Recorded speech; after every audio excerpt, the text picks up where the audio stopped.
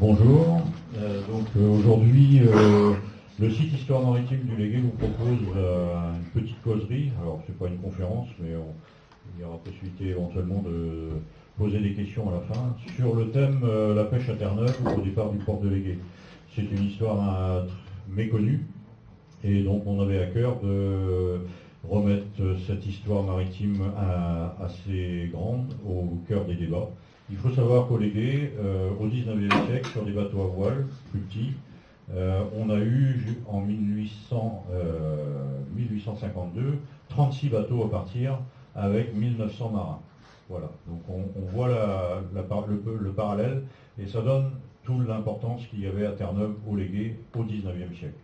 L'apogée était donc 1852. Et donc je laisse la parole à André et à Pierre qui vont nous parler un peu de toute cette histoire. On se base essentiellement sur les travaux ou le collectage réalisé par Pierre et André, et avec des sources habituelles qui sont le service d'archives de la marine à Brest, les archives départementales, les archives municipales, la BNF, etc. Donc voilà, je leur laisse la parole. Bonjour à tous. Donc on va parler aujourd'hui uniquement de la pêche à la côte. Parce que ce qu'on a vu hier soir, c'était la pêche errante et ce n'était pas pratiqué ici au Légué. Il y a très peu de bateaux, sauf l'armement Villeferron qui a armé quelques bateaux sur les bancs. Autrement, c'était ce qu'on appelle la pêche à la côte, hein, la pêche sédentaire. Alors donc ici, c'est pour vous situer Terre-Neuve et l'Islande. On confond beaucoup, par exemple les Terre-Neuvas, on les confond avec les Islandais. À Paimpol, par exemple, on a uniquement des Islandais. Ici, au Légué, on a très peu armé pour l'Islande. 6-7 bateaux ont armé simplement pour l'Islande. Donc on ne va pas trop en parler. Et ils pratiquaient ce qu'on appelle la pêche errante. Et ils pratiquaient à bord de goélettes. Il y avait un équipage d'une vingtaine de personnes, alors que nous, sur les bateaux du Légué, c'était peu de goélettes, il y avait peu de goélettes, c'était des briques en général, ou des 3-mâts, et ils embarquaient 50, 60 personnes, même jusqu'à 150 personnes, il y en a 150 personnes sur le bateau. Donc pour aller à Terre-Neuve, eh bien c'était pas simple parce que on avait, si vous voulez, c'était plein ouest, alors que l'Islande c'est plein nord, et on a toutes les dépressions de l'Atlantique. Donc pour aller en Islande, eh bien c'était du près, donc comme le veut la phrase, c'est 2 fois la route et 3 fois la peine. Ils mettaient en général 20-30 jours pour y aller. Une vingtaine de jours minimum, 30 jours, et il y a des bateaux qui ont mis 2 mois, qui étaient pris dans des intempéries et puis qui avaient des problèmes de mâture, ainsi de suite.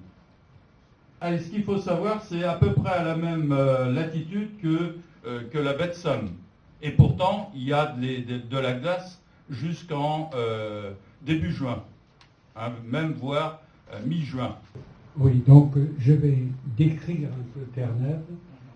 Terre-Neuve qui a été considérée dans des temps très anciens comme faisant partie du Canada. En fait, c'est Jacques Cartier, lors de ses premiers voyages de découverte, en 1534 et 1535, qui va découvrir l'insularité de Terre-Neuve, qui va faire que vraiment on sache que...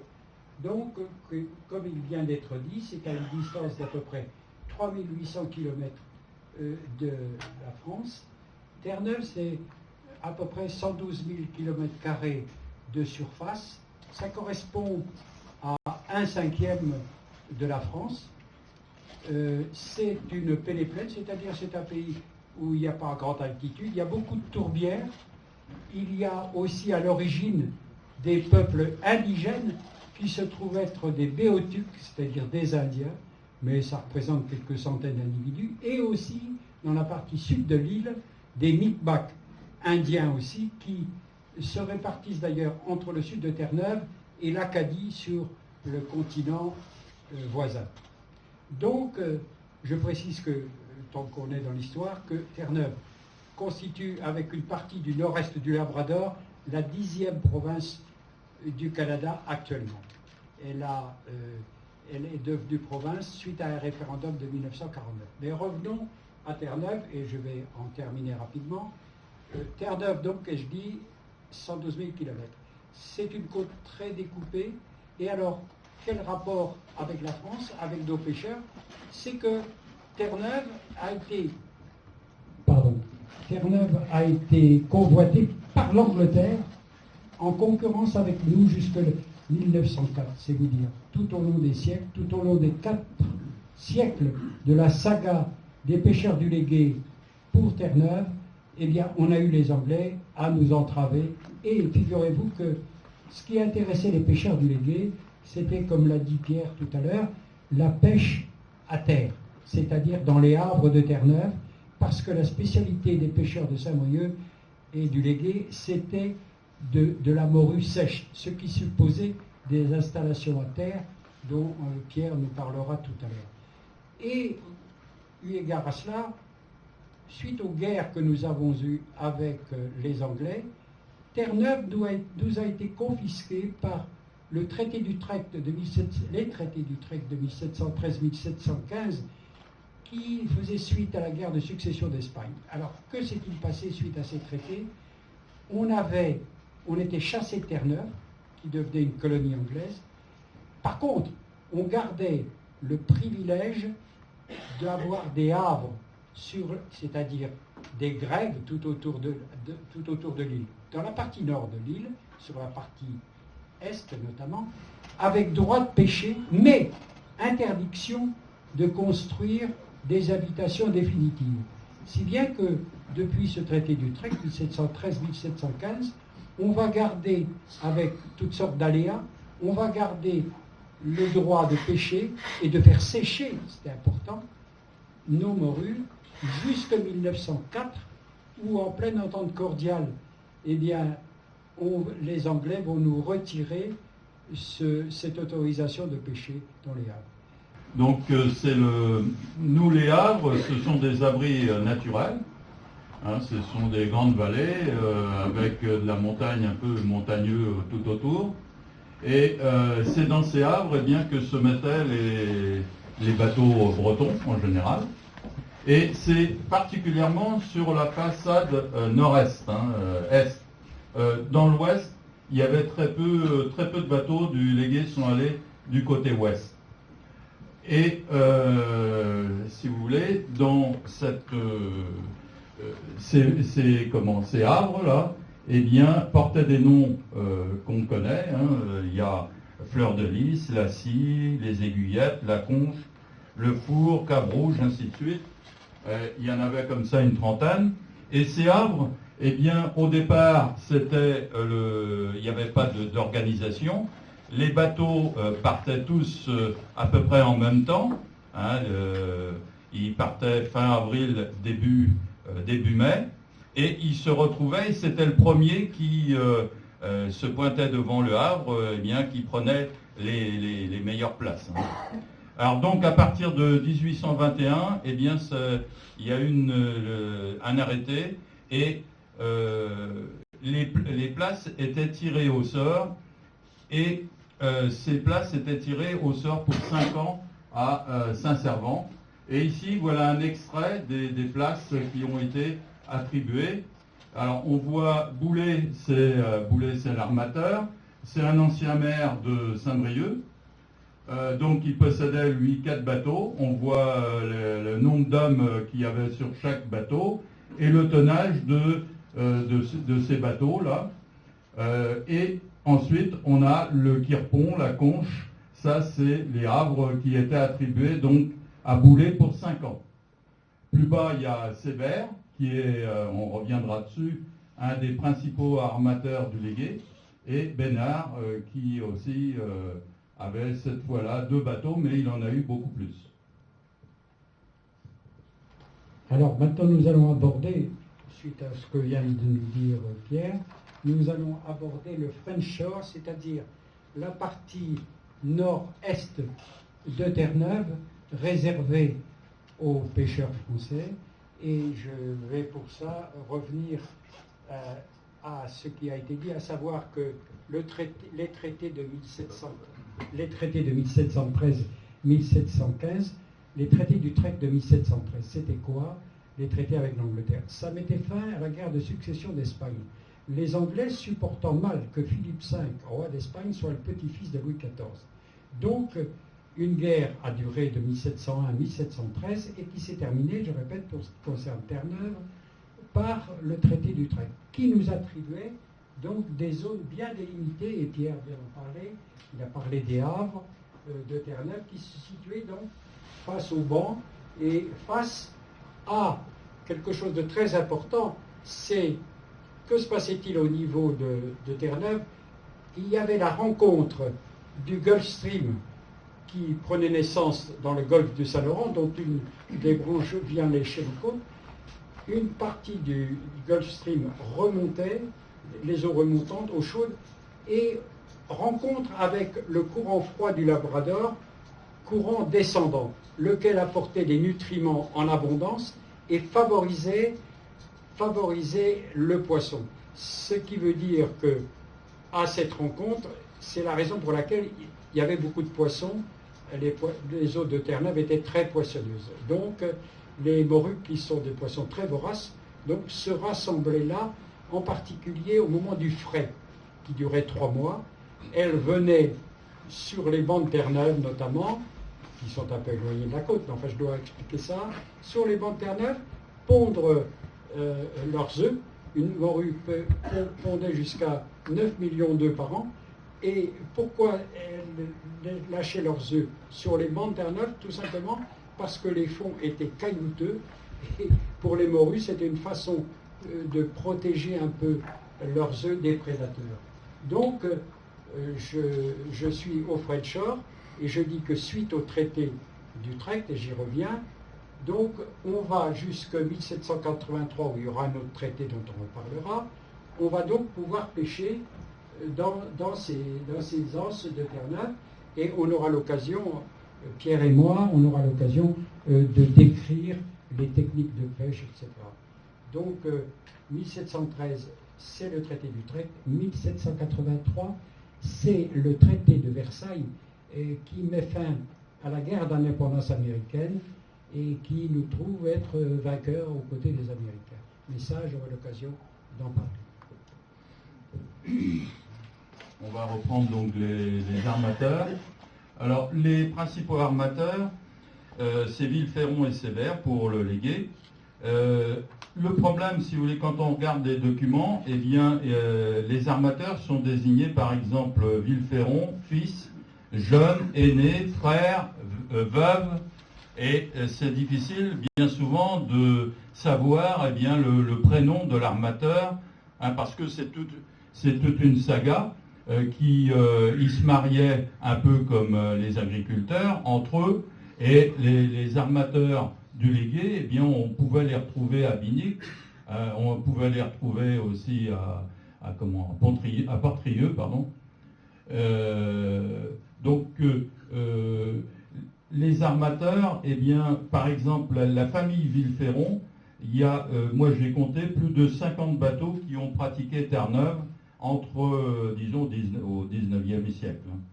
L'autre famille qui a dominé les armements pour Terre-Neuve, c'est la famille Sébert. Alors, dans la famille Sébert, c'est pareil, c'est toute une saga. Il y a eu Jacques, Louis, Théodose, Charles, Paul, Jules, et ils arment, eux, au moins une trentaine de bateaux, dans la période 1815-1870.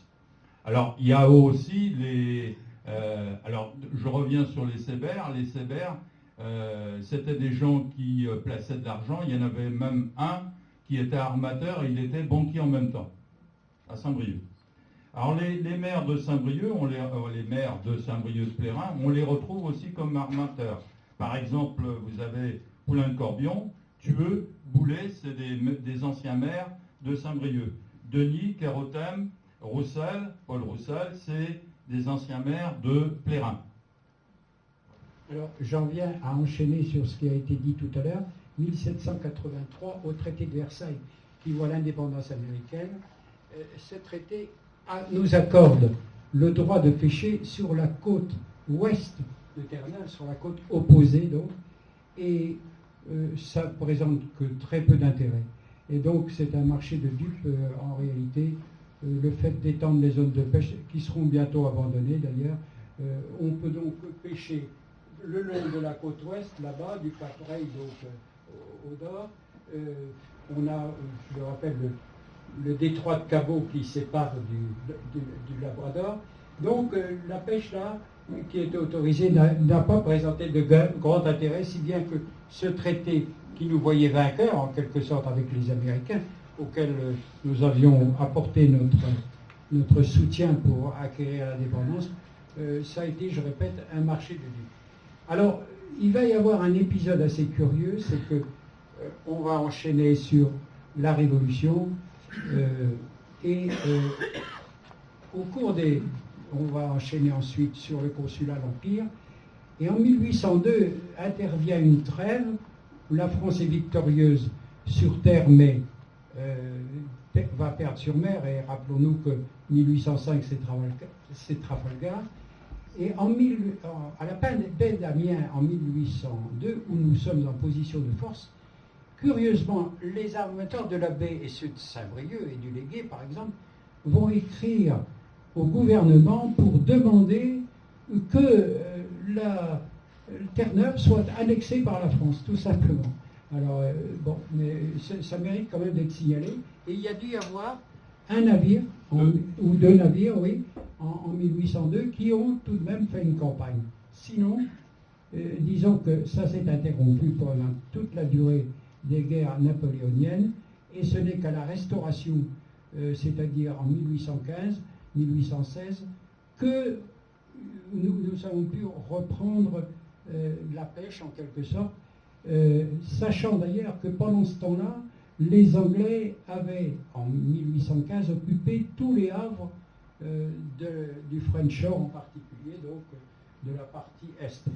Donc il va y avoir reprise, et comme l'a dit tout à l'heure Philippe, la pêche va être prospère pendant une période assez importante. Cependant, les armateurs sont peu empressés, tellement il y a eu d'aléas, si vous voulez, précédemment la Révolution. Parce qu'il faut se rappeler quand même que souvent, nos navires étaient saisis par les Anglais, et tout au long des conflits, il y a eu des pertes, si bien que les armateurs n'étaient pas très enthousiastes. Et pour ça, eh bien, la France et le ministère de la Marine et des colonies à l'époque, la France a accordé des primes aux navires, et on a ici, on a certainement le tableau de ces primes.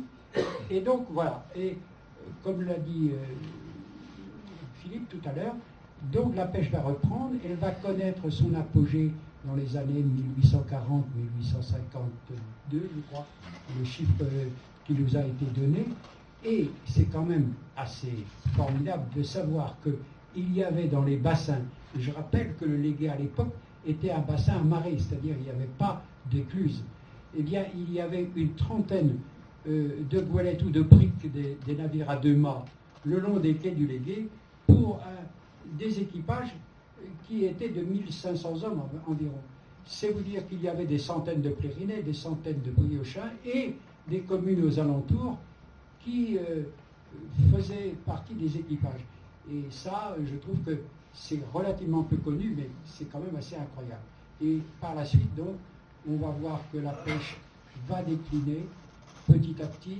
Le Parlement de Terre-Neuve, car en 1855, le Parlement de Terre-Neuve vient s'ajouter, si je puis dire, au gouvernement anglais, et ils vont, là encore, mettre des entraves. De mauvaises années de pêche vont contribuer au déclin de la pêche dans la baie. J'en dirai un peu plus tout à l'heure d'ailleurs là-dessus. Et finalement, ça va se terminer comment? Eh bien, le Parlement de Terre-Neuve d'abord va prendre un décret, par exemple le Bake Bill, c'est-à-dire en 1886, il va déclarer que on n'a plus le droit, les habitants de Terre-Neuve, parce que pendant ce temps-là, Terre-Neuve des populations anglaises viennent s'y établir et supportent de moins en moins la proximité des pêcheurs français. Donc, ce qui va se passer, le Parlement de Terre-Neuve à travers le Big Bill, pardonnez-moi les mots anglais, c'est une loi qui interdit aux indigènes de vendre des appâts, des vers, aux pêcheurs français, c'est-à-dire des caplans, des harengs, des encornets, c'est interdit. Et c'était pourtant une habitude prise. Par conséquent, c'était une mesure, j'allais dire, vexatoire. Et suite à cela, je ne vais pas détailler, mais on s'est mis à pêcher les coucous, c'est-à-dire les bulots qu'on appelait coucous ici en termes de pêcheurs du Lévis, les coucous. Et on pêchait les coucous à l'aide de chaudrettes, c'est-à-dire mais j'aurai l'occasion de détailler ça tout à l'heure. Donc, tracasserie de la part du Parlement de Terre-Neuve. Le Parlement de Terre-Neuve, qui je dis, supporte mal la présence des Français, c'est bien qu'on est de plus en plus considéré comme indésirable. Et finalement, ça va se terminer en 1904 par une convention franco-anglaise, alors que c'est l'entente cordiale soi-disant avec l'Angleterre. Et cette convention franco-anglaise va déclarer qu'il nous était désormais interdit de fréquenter les havres de Terre-Neuve. Voilà donc la signification de ce passage. Donc les rôles d'engagement, les capitaines étaient mandatés par les armateurs pour engager les marins. Et ces marins se recrutaient pour le léguer.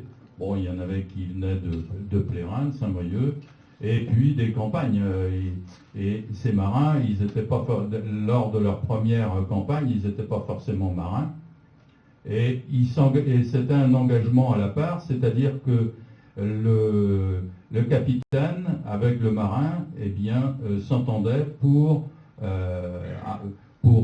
une paie. Hein. Alors cette paie, le marin recevait les 2 tiers à l'engagement.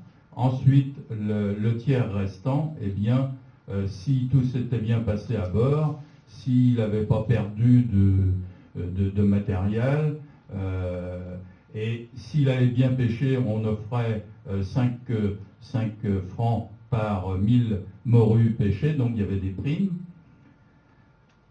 Donc là, c'est un tableau de l'Éole, hein, qui appartient à Charles Roussel. C'est un bateau de 250 tonnes.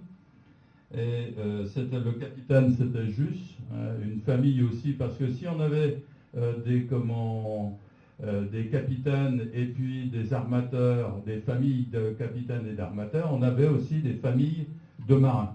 Et Juste, eh bien, je l'ai trouvé comme marin d'abord, et ensuite on l'a trouvé comme capitaine. Et il y a eu aussi plusieurs capitaines chez les Justes.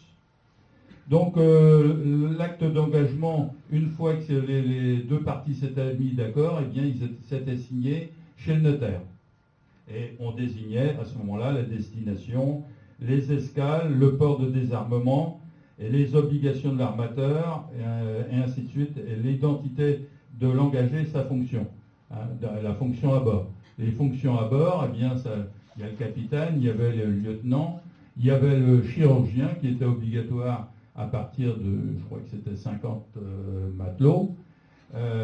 Et ensuite, les matelots, il y avait différents grades dans les matelots, matelots de première classe, deuxième classe, troisième classe, ensuite les novices, et ensuite, en dernier lieu, les mousses. Juste une petite précision, il y avait aussi, je parle du recrutement des équipages, ce qu'on appelait le denier à Dieu. Ça veut dire que c'était des fonds perdus, prêtés par l'armateur, et le capitaine recrutait ses équipages dans les bistrots des alentours et essayait de décrocher évidemment les meilleurs matelots possibles. Et donc c'était ça, des avances perdues en quelque sorte, mais c'était le denier à Dieu, comme on appelait ça, c'est-à-dire la chasse aux bons matelots, et il y avait de la concurrence. Et je précise que dans les recrutements, et puis je vais m'arrêter là, les matelots étaient très sensibles à la nourriture du bord, à la réputation de l'alcool, c'est-à-dire pas d'alcool frelaté, et c'était dans leur choix absolument important. Mais on reparlera de tout ça. Ici, donc, c'est un relevé des bateaux de Légué en 1841. On constate donc qu'il y avait 25 bateaux là, cette année-là. Et comme matelots, il y avait 1182 matelots donc, au Légué qui partaient pour Terre-Neuve. Et on voit ici les primes qui sont accordées eh bien, par catégorie de matelots, première, deuxième, troisième, on a vu ça tout à l'heure. Alors, pourquoi on avait un système de primes? Pourquoi le système de primes? Parce que l'État était intéressé, comme on guerroyait au 19e très souvent, eh bien, ils étaient intéressés d'avoir des marins formés. Ces primes aussi, il y avait 3 catégories de primes. Alors les primes, c'était pas pour les matelots, hein, c'était uniquement pour les armateurs. Les armateurs donc recevaient des primes en fonction du nombre de bateaux, du nombre d'hommes d'équipage, pardon.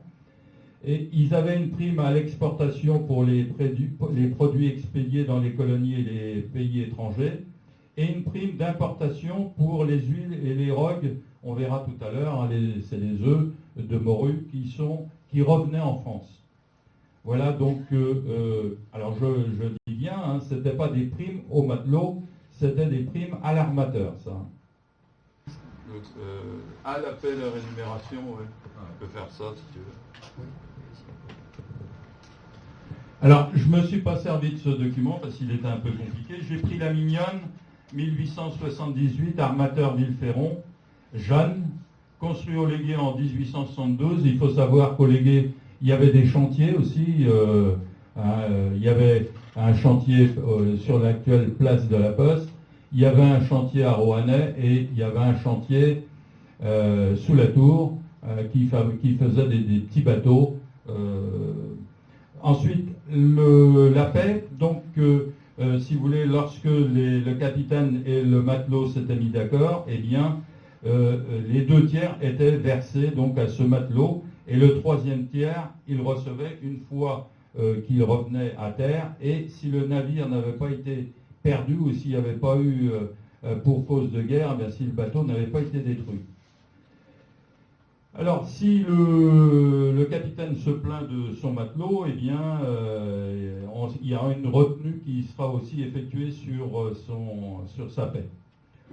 Lorsque les bateaux revenaient, alors il y avait plusieurs possibilités, on va le voir tout à l'heure, ils pouvaient revenir directement au Légué ou alors partir livrer la morue en Méditerranée généralement. Donc, ces bateaux qui partaient sur la Méditerranée, une fois qu'ils avaient passé le détroit de Gibraltar, le bateau n'était plus considéré comme un Terre-Neuve, mais comme un caboteur. Et à ce moment-là, les gens étaient payés au mois et non plus, hein, ils n'avaient pas un forfait de paye comme à Terre-Neuve. Pour quelques rémunérations, par exemple pour la Mignonne, là, en 1878, le capitaine avait reçu 700 francs, de l'époque, bien évidemment. Il avait eu une avance de 466 francs et il était payé au mois 120 francs. Ouais, il n'y a pas de document là-dessus. J'ai pris un décolleur. Le décolleur, eh bien, on va voir tout à l'heure, celui qui prépare la morue, un marin indispensable. Il était payé 280 francs, vous voyez la moitié, même plus de la moitié moins qu'un capitaine. Et par contre, au mois, c'était le tiers, il avait uniquement 40 francs quand il était payé au mois. Et le mousse, pour donner une idée, c'est-à-dire tout à fait en bas de l'échelle, eh bien le mousse, lui, il avait 30 francs. Je rappelle que le capitaine avait 700. Et une avance de 30, on lui donnait tout. C'était juste pour s'habiller d'ailleurs. Et par contre, lui, il n'effectuait pas il n'allait pas en Méditerranée livrer les morues. En général, il revenait directement à Saint-Brieuc, ce qu'on appelait le recette. Nous abordons maintenant le coffre de marin. Alors, ici, on voit qu'il s'agit d'un procès-verbal d'inventaire. Et c'est un marin qui est décédé d'accident ou de maladie à Terre-Neuve. On fait l'inventaire de son coffre Et ce coffre sera remis au commissaire de la marine au moment du débarquement et remis bien entendu à la famille. Alors on voit ici que, bon, je ne vais pas entrer dans le détail, au passage on nous signale des blagues de loups marins. Le loup marin sont des phoques, c'est-à-dire que les blagues qui sont notées sur ce document sont en fait faites en peau de coffre, en peau de phoque, pardon. Donc, je répète, PV d'inventaire, c'était tout simplement l'inventaire du coffre pour un marin disparu sur les lieux de pêche ou au cours du voyage. Je rajouterais, moi, les halls, donc c'est 1824, là, 1850, pardon, 1850, les halls, pour donner ses capitaine Maéas, armateur Louis Denis, 56 matelots, construits en 1841 au Légué encore, 221 tonneaux, c'est un 3-mâts, ça. Donc il y a eu deux décès cette année-là, Louis Berthaud d'Étable, et donc qui est décédé à Terre-Neuve, et il y a eu aussi Jean-Marie Blanchard, il s'agit ici de son coffre, qui était de Ploua, décédé le 1er juin en mer. Et vous savez, il y avait le capitaine où un lieutenant faisait la cérémonie, hein, c'était vite fait, et ensuite on expédiait le décédé en mer, hein, directement. Par contre, quand les décédés étaient à terre, eh bien, on pouvait encore les enterrer. L'acte de décès était fait par le capitaine, donc on retrouve ça dans les rôles, et signé par 2 témoins. Alors, qu'est-ce que recevait maintenant la veuve, hein, donc, il y avait le coffre, ses affaires personnelles, et ensuite, eh bien, depuis 1823, il y avait une société d'assurance mutuelle de la baie. Les coques des bateaux étaient garanties et l'armateur, eh bien, donnait un peu d'argent à la veuve. Mais bon, c'était à son bon vouloir, plus ou moins. Nous sommes maintenant dans les coffres de médicaments. Alors, il y avait des prescriptions qui faisaient qu'il était obligatoire de posséder tel ou tel type de médicaments ou de bandages, en particulier des bandages hernières, et puis aussi du linge pour les pansements, parce que, et je serai amené à en parler tout à l'heure, il y avait des accidents dus à la pêche, notamment le froid qui faisait que à la liaison du poignet et des cirés, il y avait la peau qui échauffait et il se produisait des petites crevasses et il fallait soigner ça. Et donc, on avait peu de choses. Ce qui était le plus efficace, c'était de la vaseline. Mais, à défaut de vaseline, il arrivait que des pêcheurs fassent fondre de la bougie pour combler les trous de ces crevasses. Et c'était vraiment une souffrance. Par ailleurs, je parlerai des maladies en général, mais enfin, le coffre, je veux dire par là, contenait peu de choses intéressantes à part du linge. Et je répète, les panaris étaient très fréquents et il n'y avait pas de parade. Il arrivait parfois qu'à partir du panari, eh bien, c'était la gangrène qui s'installait. Par ailleurs, et on verra ça aussi, sévissait toujours le scorbut, qu'on appelle aussi beriberi nautique, et donc les marins avaient à soigner ça, et je répète, la pharmacopée était très limitée. L'éther, on a fini par trouver de l'éther, des désinfectants, mais je répète, c'était, malgré les instructions officielles, peu de médicaments efficaces. Donc cette visite de bateau, c'était une visite annuelle, elle était obligatoire. Il y avait un comité d'experts qui était nommé par le tribunal de commerce.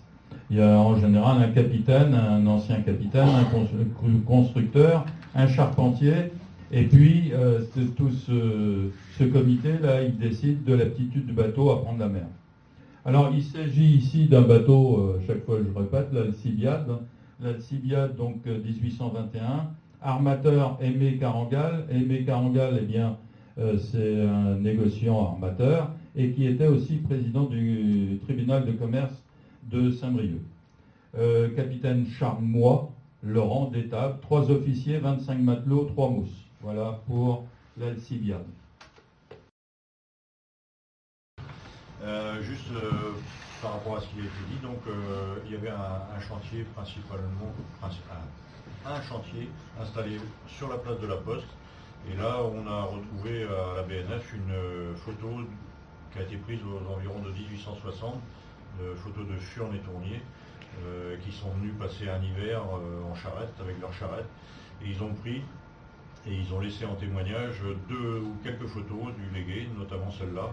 On voit la place de la Poste dans sa configuration de l'époque. C'était un grill de carénage et la grève juste à côté, sur laquelle on voit les bateaux en construction. La photo a été prise très certainement l'hiver, dans l'hiver, puisqu'on voit même avec le temps de pause qui est long à l'époque. Il faut imaginer le trépied, l'appareil à plaque qui devait faire un poids assez conséquent.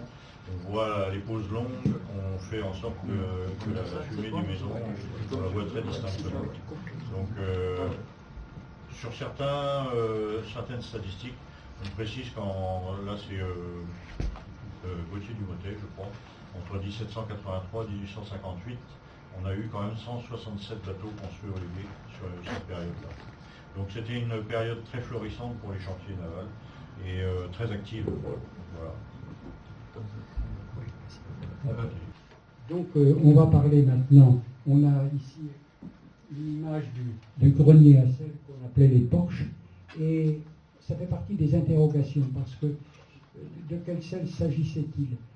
À l'époque, il y avait au fond de la baie des récoltes, il y a eu des salines au fond de la baie, pour un sel très médiocre, puisqu'on raclait la surface des sablons, comme on appelait ça, et on faisait bouillir ce mélange. Donc c'était un sel de très mauvaise qualité qui n'était pas utilisé pour la pêche. Ce que je veux dire, c'est que nous nous sommes interrogés, Philippe et Pierre, sur le sel qu'il pourrait y avoir en réserve. On n'a pas vraiment d'explication, à moins que...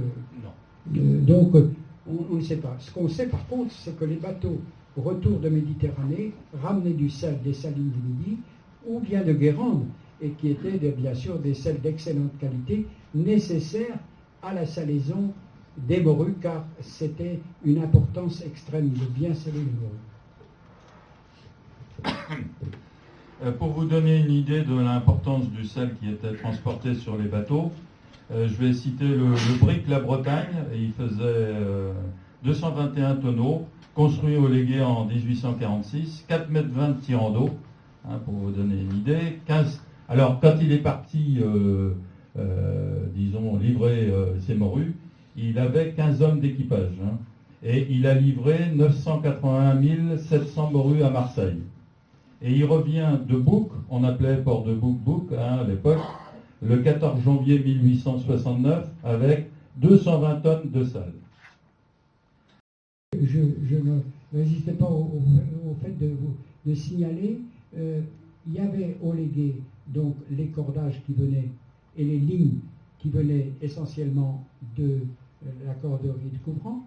Il y avait une poulierie, c'est-à-dire une fabrique de poulies, un nommé Cherruyer, C-H-E-R-U-Y-E-R, qui produisait des poulies, un charpentier de marine qui s'appelait Pierre Quémard avait exposé un brick de commerce à cette exposition départementale de 1849. Et il y avait aussi un dénommé Orcel, qui était lui boulanger et qui, à l'exposition départementale, avait montré des échantillons de biscuits destinés aux pêcheurs du Légué.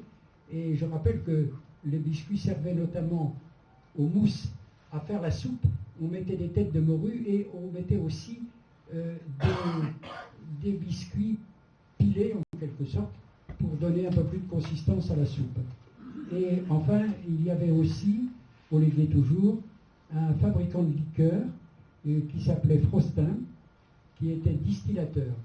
Et je me souviens que dans les années 1850, peut-être épaisse de la famille. Existait au Légué, à l'emplacement de la chapelle qui a été construite depuis, de la nouvelle église du Légué, il existait un Lulu Frostin qui était garagiste, et peut-être était-ce un descendant de ce monsieur, qui tenait, je répète, une distillerie. Pour vous donner l'importance, oui, il a passé. Je dirais simplement que sur un bateau, sur un brick, il y a 2 à 3 000 mètres de cordage. Et il existait d'autres corderies côté rive. Donc côté même rive gauche, il y en avait une autre sur les quais. Et côté rive droite, il y en avait une autre à l'emplacement de l'atelier de réparation des chalutiers actuels, qui appartenait encore à Robineau de la Lampe. Préparation avant le départ, oui, peut-être moi. Alors donc avant le départ, il faut tout préparer, bien évidemment. Je rappelle que le départ s'effectuait fin avril, début juin. Alors la viande fraîche, il y avait tout était salé, des barils sous forme de barils, de lard. Alors il faut savoir que le lard augmentait lorsque les navires, avant, juste 8 jours avant, le lard ici à Saint-Brieuc, le prix du lard augmentait. Alors il y avait du beurre. Alors le beurre, il devait se conserver 6 mois. Je ne sais pas dans quel état il était, mais il y avait du beurre, puisque quand il revenait, il y avait toujours une distribution de beurre aux matelots, des œufs, de la volaille et des animaux vivants. Et il y avait une personne à bord qui était chargée de les nourrir pendant le voyage. Alors surtout des pois aussi, il y avait beaucoup de pois qui étaient mis dans des barils. Alors, il y avait aussi du liquide, des barils du cidre, du vin qui venait de l'île de Léron bien souvent, ou de Bordeaux. Alors chaque marin, pour situer un petit peu, recevait 3/4 de litre de vin par jour, ou de cidre, et 1/4 de litre, 25 centilitres d'alcool. Et la mesure de l'alcool, c'est ce qu'on appelle le boujaron. C'est 6 centilitres en gros. Alors les biscuits, c'était en fait de la farine de froment qui était salée et ensuite qui était recuit 4 fois. Et donc il y avait pour avantage, c'était tellement sec, que ça se conservait, et c'est ce que mangeaient les matelots dans leur soupe. Alors il y avait aussi le matériel de pêche, ils embarquaient tout ça, et le sel. Moi pour le sel, je vais vous donner un exemple encore d'un bateau du Légué. C'est un lougre, c'est assez exceptionnel. Un lougre, c'est peut-être le seul que j'ai vu. Il faisait 78 tonneaux. Il était construit en 68 à Dunkerque, et l'armateur c'était Dupuy-Robial. Dupuy-Robial, c'était un des derniers armateurs du Légué, et il avait fait aussi une sécherie de morue. Il avait fait une sécherie de morue sur la presqu'île de la DDE. Donc il est parti le 14 avril 1873 avec 60 tonnes de sel, et le résultat de la pêche donne ça, donc il y avait 66 000 morues sèches, il y avait 12 000 morues vertes. Alors la morue sèche, donc on verra un peu la technique tout à l'heure. La morue verte, c'est ce qu'on a vu hier, les chaluts par exemple, c'était préparé directement sur les bateaux. 4 barils de harengs salés et 200 kg de drogue. Alors les statistiques, le premier bateau qu'on a connaissance, c'est en 1554, la chaloupe La Grande Fantaisie du Légué, parce qu'elle a été prise par les Portugais. Donc notre étude, là, moi, par exemple, aux archives départementales, on a peu de documents sur l'amirauté. Il faudra aller certainement à Vincennes et chercher les documents du Légué. Nous, notre étude commence en 1769 avec les archives de la marine de Brest. En 1769, il n'y a qu'un seul bateau. Et un peu avant la Révolution, on arrive à 7, 8, 9 bateaux au maximum. Alors, la période pendant la Révolution et après l'Empire, eh bien, vu nos problèmes avec les Anglais, on a peu armé de bateaux, sauf en 1802, où il y a 1801, non c'est 1802 je crois, 1802, il y a eu 2 bateaux. Là. Et on voit quand même que la forme de la courbe avec son apogée en 52.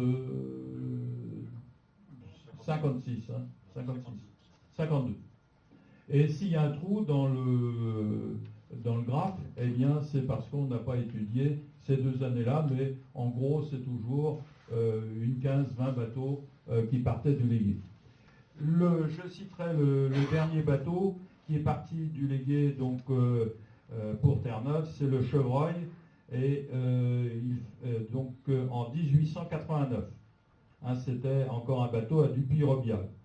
Alors, pour vous donner l'idée, on a vu 900 000 morues qui est sur un bateau. Là, il y avait 1235 morues de bonnes, 7228 de morues rouges, c'était des morues qui étaient destinées, qui étaient un peu avariées et qu'on destinait dans les colonies, et 2579 morues de rebut. Donc vous voyez que là, il avait très peu pêché, et d'où l'arrêt des bateaux sur Terre-Neuve. Je souscris bien sûr à tout ce qui vient d'être dit. Je voudrais simplement citer un terme original que j'ai trouvé dans la préparation des bateaux pour la campagne de Terre-Neuve, c'était la terneuvaison. C'est le seul mot que j'ai pu trouver d'original dans tout ça. La terneuvaison, ça consistait donc à préparer le bateau pour la campagne. Et j'ai trouvé ça, bien sûr, dans le Publicateur des Côtes du Nord, paru au siècle correspondant, c'est-à-dire dans les années 1800 et quelques. Donc, les bateaux de Terre-Neuve par rapport à la religion. Alors, il y avait une bénédiction au départ des bateaux. Je vais vous lire un article donc, paru dans le journal Le Réveil en 1859. Monseigneur Martial, au son des cloches, a pris place dans un canot à bord duquel se dressait une croix d'argent. Dans un autre canot avaient pris place les personnalités de Plérin, maire, curé, armateur. Le prélat donnait sa bénédiction devant chaque navire qui abaissait leur pavillon et tirait un coup de canon. Des quais, la foule suivait la cérémonie. Il y avait donc les bénédictions pour le départ des bateaux, il y avait les baptêmes des nouveaux bateaux, et il y avait aussi les cérémonies pour les morts. Voilà le rapport un peu de Terre-Neuve avec la religion. Ici, on vous présente donc la chapelle Saint-Julien, dans lequel on peut admirer d'ailleurs un tableau. Comment ça s'appelle ? Notre-Dame de Bon Secours, hein, qui est à l'intérieur de cette chapelle.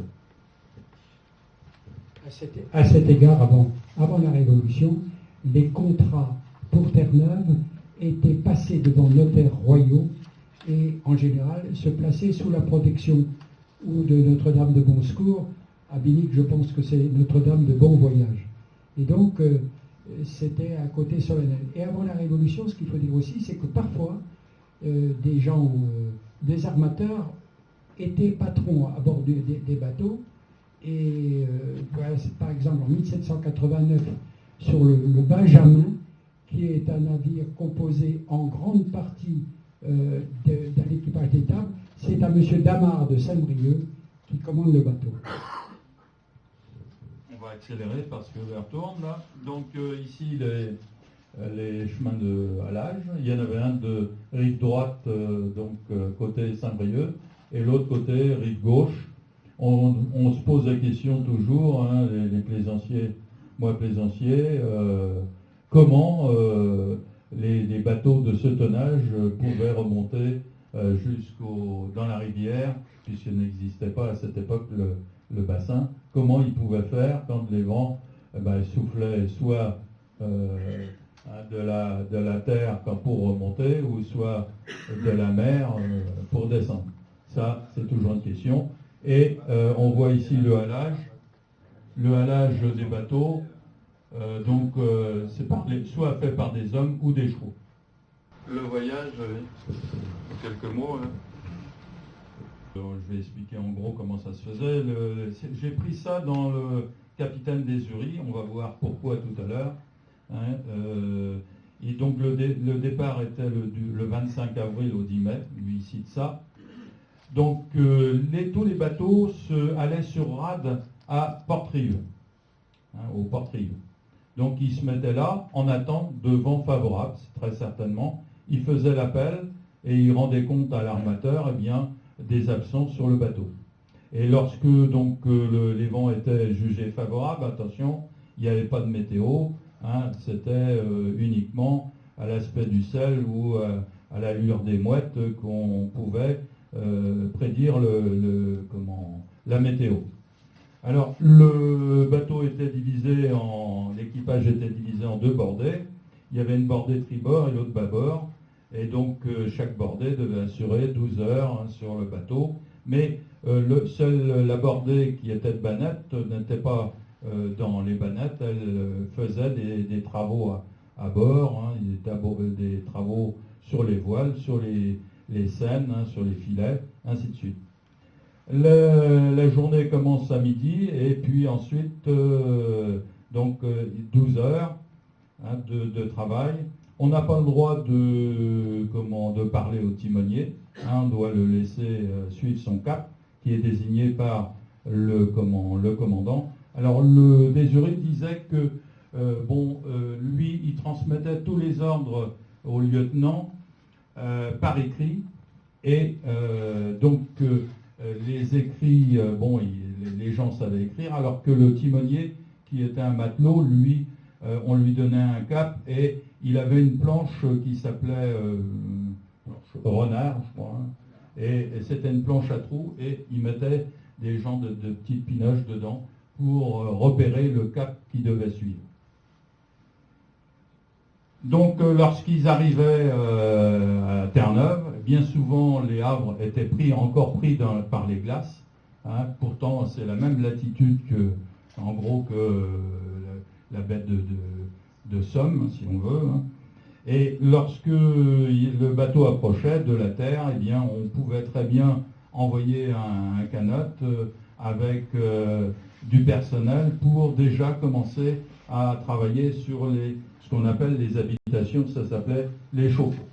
Voilà. En ce qui concerne les départs, je voudrais juste ajouter ceci, c'est que les départs n'ont pas toujours été groupés. Au XIXe siècle, ils l'étaient.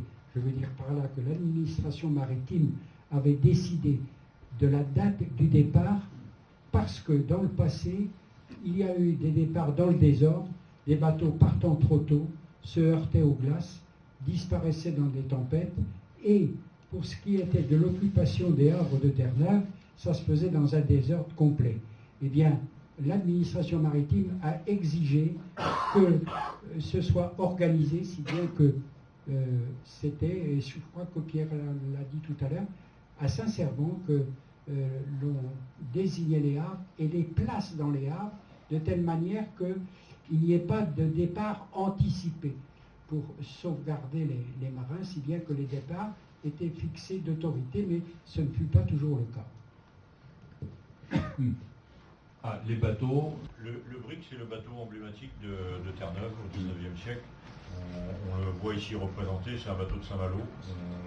On a mis celui-là parce que le dessin était très parlant, enfin très, très précis. Et donc on voit bien, ce sont des bateaux environ de 30 mètres, avec un mât de misaine, un grand mât, avec des voiles carrées, voiles d'été possible de créer des voiles d'été entre les deux mâts. Mais c'était des bateaux forcément qui ne remontaient pas au vent, qui avaient quand même plus de capacité à revenir facilement vers la France, vers la Bretagne notamment. parce que c'est des voiles qui sont plus faciles à manier, enfin qui portent bien au portant. Donc là, soit le brick, essentiellement ce type de bateau, ou alors le 3-mâts. Là par contre c'est un bateau du légué, commandé par Pierre-Romain Désury, que l'on voit ici, c'est un tableau, on le voit rentrer à Naples en 1844, et là c'est le type même du 3-mâts barque. Donc on reprend à peu près la même disposition, sauf qu'à l'arrière on a un mât supplémentaire sur lequel on voit une voile aurique surmontée d'un flèche au-dessus. Voilà pour l'essentiel. Il faut remarquer aussi que ces bateaux, certains étaient équipés de canons. Il y avait possibilité pas tous, mais certains étaient équipés de canons. Un des bateaux, on a retrouvé un dessin au cours d'une vente aux enchères à Saint-Brieuc, un dessin de 1892 qui représente le Thérèse Victor. On n'a pas mis la carte postale, mais il y a une fameuse carte postale où on le voit échouer dans le port de Mulégué. Là, on a repris ce petit dessin qui était assez sympa, pris sans doute par un des marins du bord, du quai, parce que le bateau est au mouillage. Et ça a été pris à Saint-Malo en 1800. Non, le bateau a été construit en 1875 et appartenait à la fin à Alain Le Gallès de Mésobran, le fameux armateur du Légué bien connu qui a construit le château de Rouennais. Vous me pardonnerez d'ajouter une petite note personnelle. Mon grand-père, j'ai 87 ans, je suis un enfant de vieux, et mon père étant lui-même un enfant de vieux, mon grand-père Ternevat était né le 2 janvier 1848 sous Louis-Philippe. Et à Brest, j'ai découvert qu'il avait fait 18 campagnes de Terre-Neuve et 2 d'Islande. Et pourquoi j'interviens? C'est qu'il a fait une campagne d'Islande sur le Thérèse Victor avec l'armateur qui est, comme l'a dit Philippe, le Goualès de Maison. Donc le capitaine Pierre Désury, pourquoi celui-là? Parce que bon, il est né à Saint-Brieuc, sa maison, son père était orfèvre et il habitait dans le bas de la rue Saint-Guillaume, rue Charbonnerie, hein, c'est tout à fait le haut de la rue Charbonnerie. Donc ce capitaine à 16 ans, il s'engage donc déjà dans la flotte de l'Empire de l'époque, hein, pour la Royale, la flotte de l'Empire, et puis à 22 ans, eh bien, il décide de faire Terre-Neuve. Et il s'embarque comme lieutenant et ensuite second lieutenant, et il fera comme ça 4 campagnes. Et après, il va aller, si vous voulez, à l'école, à Brest, où il passera son diplôme de capitaine au long cours, et il fera ensuite une carrière, donc une vingtaine de commandements sur Terre-Neuve. Alors l'intérêt de ce Désury Pierre là, eh bien c'est qu'il a écrit il a décrit ses mémoires en 1849, et ces mémoires ont été publiées par Charles Mahout en 1851 dans un hebdomadaire qui s'appelle Le Publicateur. Donc je me suis servi beaucoup moi de ces documents-là. C'est sur Internet, hein, vous pouvez les trouver. C'est très intéressant parce qu'on ne peut pas dire qu'il n'avait pas de l'expérience, puisqu'il a dû effectuer 27 campagnes à Terre-Neuve. La morue. Alors, parlons de la morue, qui est un poisson extrêmement vorace. Les spécimens moyens pèsent de 2 à 3 kg et mesurent de 50 à 80 cm.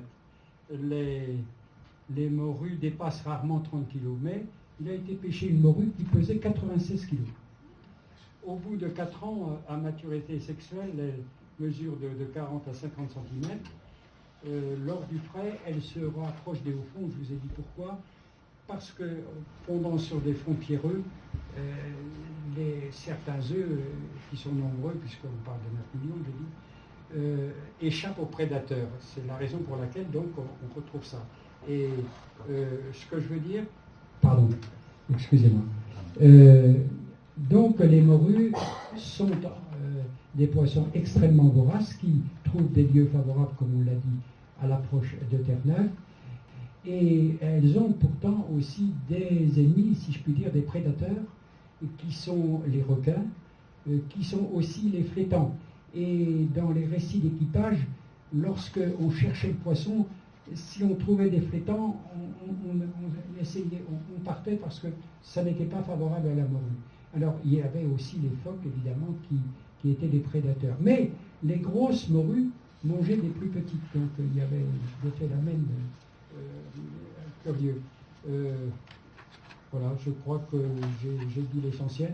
Elle recherche bien sûr les eaux fraîches. Les eaux de 3 à 5 degrés ont leur préférence. Et elles évoluent jusqu'à 600 mètres de profondeur. Donc là, on voit un 3 mâts dans un havre. Et on voit aussi une construction, donc à terre, qu'on appelle un chauffe-eau. Donc quand le bateau arrive, ils amarrent le bateau dans le havre, là. Hein, et ils vont plus s'en servir. C'est pas avec le bateau qu'ils vont faire la pêche. Ils ont à cette époque-là des chaloupes et des bateaux. Ils appellent ça des bateaux, hein, c'est-à-dire des canottes. Donc c'est la pêche donc du caplan. Donc deux techniques de pêche différentes. Soit, vous voyez, ils ont des scènes à caplan qui sont différentes des scènes à morue. Et ils peuvent pêcher avec les bateaux ou alors en tirant leur scène de la terre. Et on voit donc le chauffe-eau, hein, qui est parti sur la mer parce que les bateaux, les chaloupes doivent pouvoir accoster au chauffe-eau. Et derrière, il y a les habitations, hein, plusieurs habitations normalement. Hein, on pourra, si on a le temps, en parler.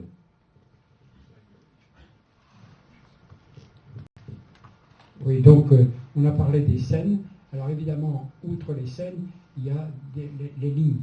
Alors si on pêche à la ligne sur les bancs, il faut savoir que, et là c'est pas cette sorte de pêche, mais il fallait quand même des lignes qui faisaient 80 brasses à peu près, sur des fonds qui étaient à peu près de 100 mètres sur le banc, je parle. Hein.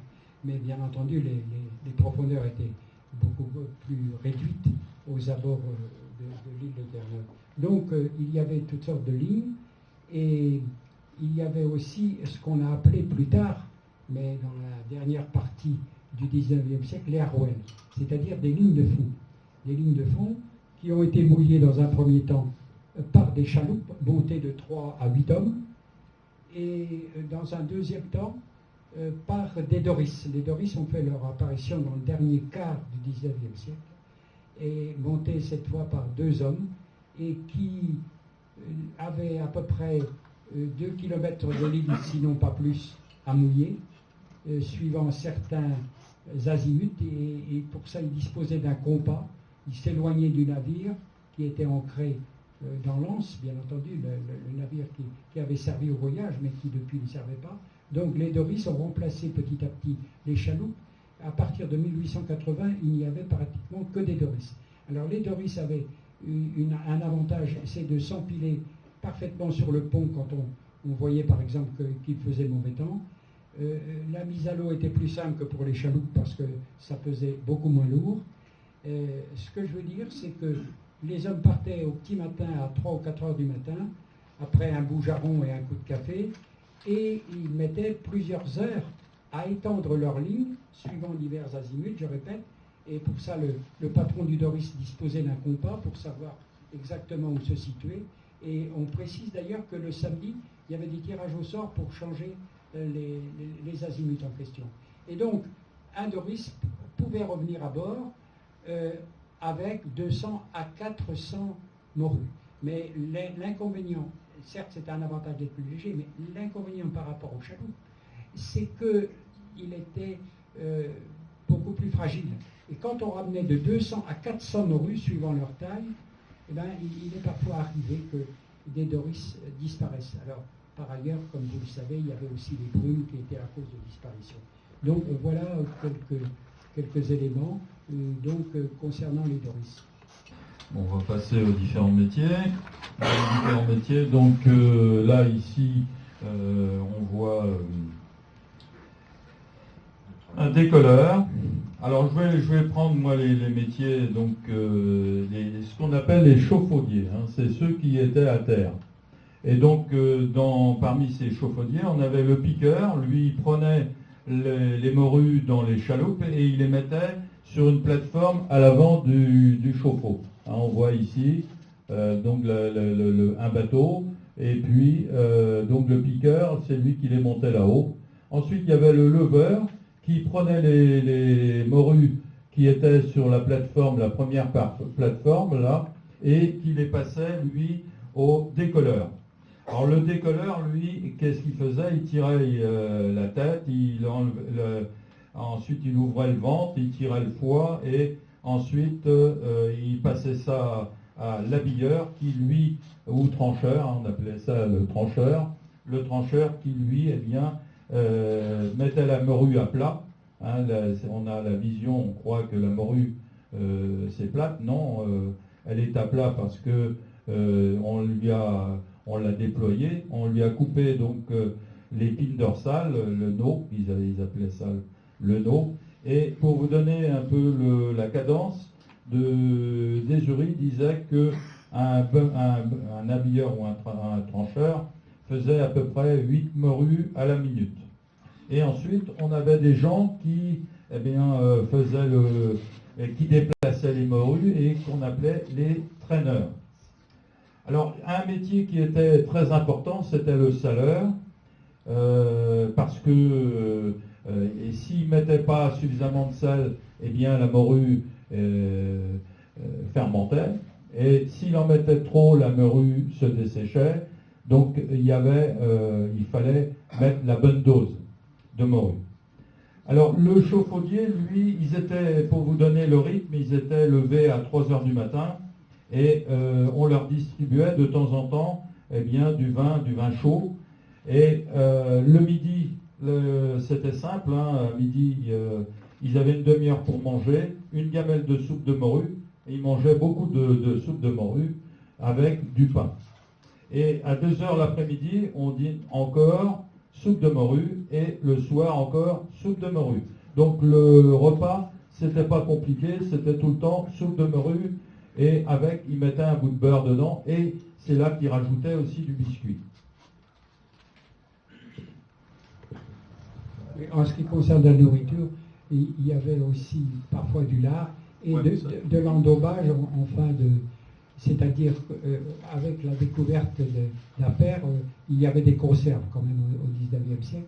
Il n'empêche que malgré ça, il y avait toujours à sévir le scorbut ou béridérie nautique, c'est-à-dire une avitaminose, une absence de vitamines que seuls les fruits et les légumes frais pouvaient combattre, si vous voulez. Voilà, je pense. Le chauffe-eau, donc, ça faisait 30 mètres de long. C'était recouvert d'une toile. Et donc là, on ne voit pas la plateforme avant. Là. Bon, elle est peut-être, on ne la voit pas très bien. Et donc, il y avait 3 parties dedans. Il y avait donc une partie où ils préparaient la morue. Il y avait une autre partie où ils entreposaient le sel et l'autre partie où ils salaient. Et ensuite, derrière, il y avait une partie où, je vais aller un peu plus vite là, où ils laissaient la morue en tas pendant à peu près 3 jours, parce qu'au contraire de ce que l'on a vu hier, ils ne lavaient pas la morue une fois qu'ils l'avaient découpée, ils lavaient la morue une fois que la morue avait pris son sel au bout de 2-3 jours. Et ça c'est donc les tas de morue dans le chauffe-eau. Et donc là, les morues étaient mises là pendant 2-3 jours pour prendre le sel. Là, on est déjà au séchage. Alors donc, il faudrait revenir peut-être, le lavage de la morue, on n'en voit pas. Sur l'autre d'avant peut-être, on voit le... Bon, il y avait un lavoué, et on jetait les morues une fois, au bout de 3 jours, on jetait les morues dans le lavoir, et il y avait 2 hommes qui descendaient dans ce lavoir pour les débarrasser de l'excédent de sel. Oui, donc je rappelle, mais ça, je pense qu'on a tous ça en tête, la différence entre ces morues précisément mises à sécher, qui se conservaient plus longtemps, et la morue sèche, donc, qui se différenciait, comme on l'a dit, de la morue verte, qui elle était salée, immédiatement mise en cale, mais qui se conservait moins bien que la morue sèche. D'où l'intérêt de nos pêcheurs du Légué pour la morue sèche. Donc là, on voit le séchage. Le séchage pouvait se faire sur des graviers, sur des claies en bois, ou directement sur du branchage. Et on voit ça s'appelait des fumiers, ça, je sais pas pourquoi. Ou des mulons, mais c'est ouais. le mot fumier. Ouais. Et donc, c'était tout un travail, le séchage. Il fallait pas que la pluie aille sur la morue, bien évidemment. Il fallait pas que le soleil aille sur la morue non plus. Et donc, eh bien, pendant la journée, il fallait enlever la morue sur sur les galets, là, sur les graviers, et les mettre comme ça en tas. Ça demandait minimum 3 jours pour sécher les morues, mais ça pouvait aller jusqu'à 3 semaines, suivant le temps, suivant le temps qu'ils avaient. Si c'était trop humide, eh bien ça ne séchait pas, ainsi de suite. Une précision, pour ce qui était de mettre les morues en mulons ou en fumier, comme l'a dit Pierre, la main-d'œuvre était constituée de graviers. C'est le port de Granville d'ailleurs qui utilisait les derniers graviers. Qui étaient les graviers?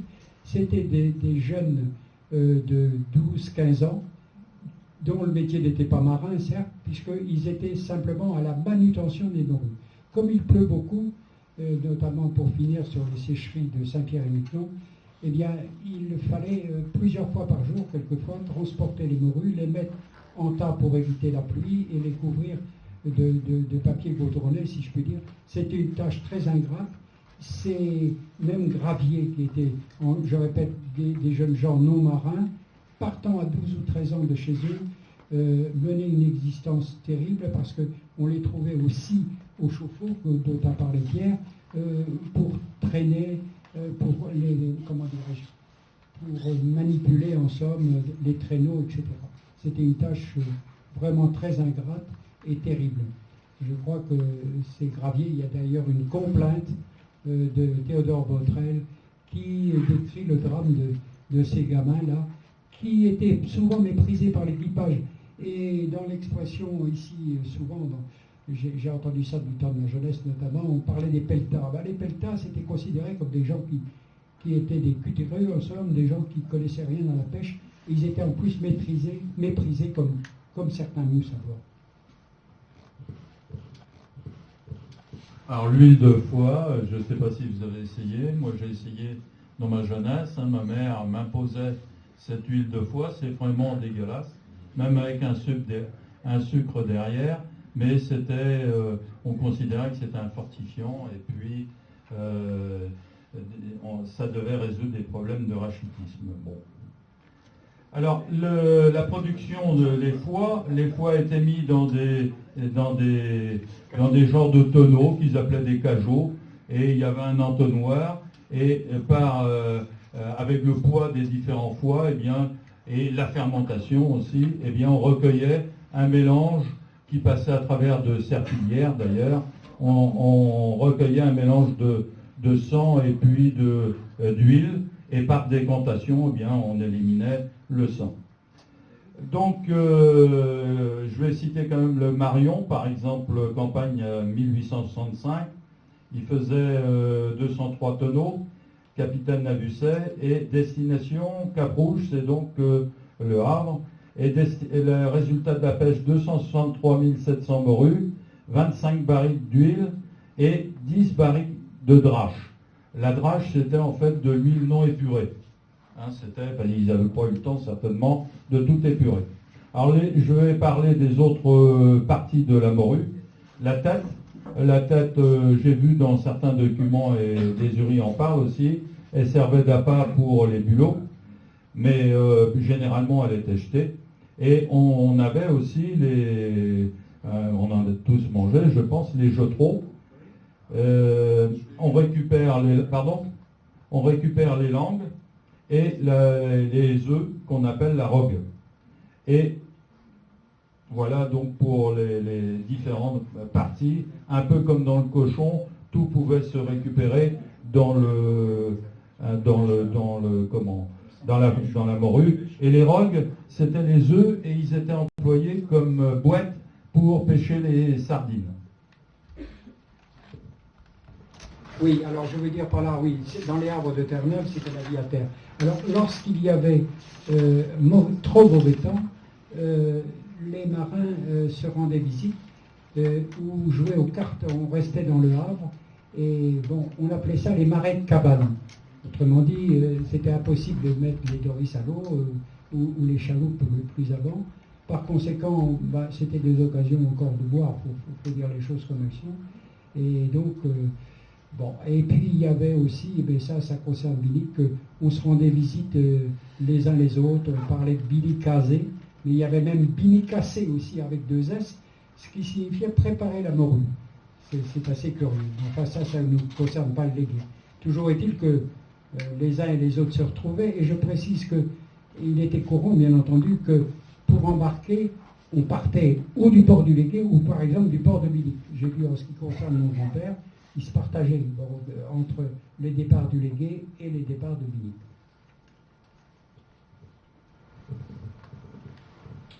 Alors, il y avait deux types de retours, on va expliquer quand même. Le premier, c'était de retour direct au Légué. Alors, à ce moment-là, la morue était distribuée dans des bateaux directement dans les havres à Terre-Neuve, j'entends du même armateur. Si vous voulez, quand il y avait 3-4 bateaux, mettons, du même armateur, eh bien, on réunissait les morues sur un seul bateau. Et ce bateau-là, eh bien, revenait, enfin, ce bateau allait, lui, à différentes destinations. Donc, on a cité Naples tout à l'heure, mais c'était en général Marseille, ou Sète, ou Gênes, oui, même Cadix aussi, on a eu Cadix. Bordeaux, il y a différentes. Mais en général, les bateaux du Légué, c'était Marseille. Et à Marseille, voilà, Marseille, au XIXe siècle. Donc, c'était la solution la plus longue. Je voulais parler, mais on n'aura pas le temps, du bateau de Le Saint-Louis, d'Ézurie. J'ai trouvé d'Ézurie, si vous voulez, qui est parti donc à Terre-Neuve. À Terre-Neuve, il a embarqué, il est venu directement de Terre-Neuve avec tout son équipage et un équipage aussi de bateaux autres. Il est venu à Binic, au Port-Trieux, exactement, en rade. Il a débarqué tout le surplus de matelots, et pour ne conserver que 15 matelots. Et donc il est revenu au Port-Trieux le 18 octobre, après donc 6 mois à Terre-Neuve. Ensuite, il est reparti à Naples. C'est le bateau, là on a vu le dessin avec le bateau, il était à Naples. Et il a mis 2 mois et 4 jours pour aller à Naples. Et ensuite, il est remonté, il a chargé du sel à Hyères, c'était Hyères au port de Bouc aussi. Et il est remonté et il a mis 2 mois et 20 jours. Et il est arrivé le 27 avril 1845 en rade de Port-Trieux, et il est reparti un peu plus de 8 jours après pour Terre-Neuve, pour sa campagne de 1845. Pour vous montrer. Alors, passage du Singe, si vous regardez la montagne, le détroit de Gibraltar, eh bien, au détroit de Gibraltar, il y avait un baptême pour ceux qui n'avaient jamais passé le détroit, comme on fait quand on tropique du Cancer ou l'équateur, par exemple. Oui, je pense que je me permettrai de vous lire une chose à propos de l'alcool. Il a été dit qu'on buvait beaucoup d'alcool, c'est vrai. Mais je vais vous lire très rapidement une décision. Le ministre de la Marine fait parvenir les instructions suivantes. c'est dimanche 8 décembre 1895. Le ministre de la Marine fait donc parvenir les instructions suivantes.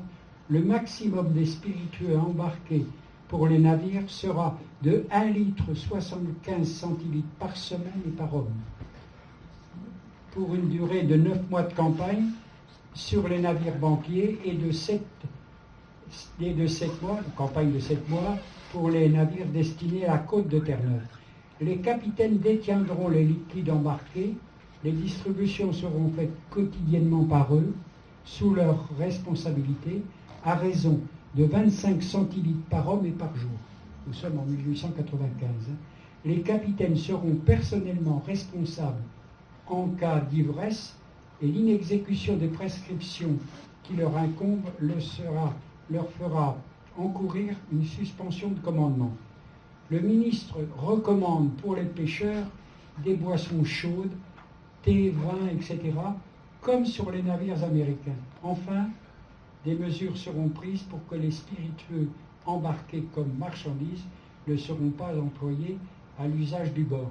Alors, une petite remarque, le thé et notamment le café n'eurent pas tellement de succès auprès des marins français. Concernant l'alcool Alport, ils avaient fait des essais puisque l'alcool de cidre devait manquer et faisait 40-45 degrés. Et ils avaient fait des alcools à 90 degrés qui venaient d'Allemagne et de façon à embarquer moins de... qui coupaient ensuite, hein, et de façon à embarquer moins de liquide sur le bateau. À Les Havres de notre jour, ouais. Donc le ressac, je dirais un mot quand même sur le ressac, c'était le fait de revenir directement au Légué. Et tous les bateaux, quand ils revenaient, eh bien, il y avait une fête qui était organisée. Et il y avait le débarquement, un peu, donc avec les charrettes qui attendaient les marins, les femmes qui attendaient les marins. C'est décrit dans les journaux de l'époque. Le marin qui revenait, il ne faut pas croire, il restait, soit il allait travailler au champ, soit il prenait encore un rôle sur un bateau de petite pêche au Légué ici. Pierre a parlé du voyage de Marseille en particulier, donc pour la livraison de la morue, et alors qu'avec un équipage réduit. Ce que je veux dire, c'est que alors que les hommes d'équipage rentraient en ressac à la fin septembre ou début octobre, eux étaient chez eux, eh bien ceux qui entreprenaient le voyage de Marseille ne revenaient que l'année suivante, quelquefois en janvier ou février. Et je précise qu'il y avait parfois des traces de leur voyage là-bas et des contacts avec les femmes, si bien qu'il y avait quelques femmes de pêcheurs qui n'étaient pas très satisfaites au moment où leur mari rentrait. Donc ça, c'est des photos actuelles de la Scie, c'est donc un arbre et c'est marqué en français. Port historique de la pêche française, 1500-1904. C'est tout, je pense. C'est tout pour nous. Je sais pas si vous avez des questions.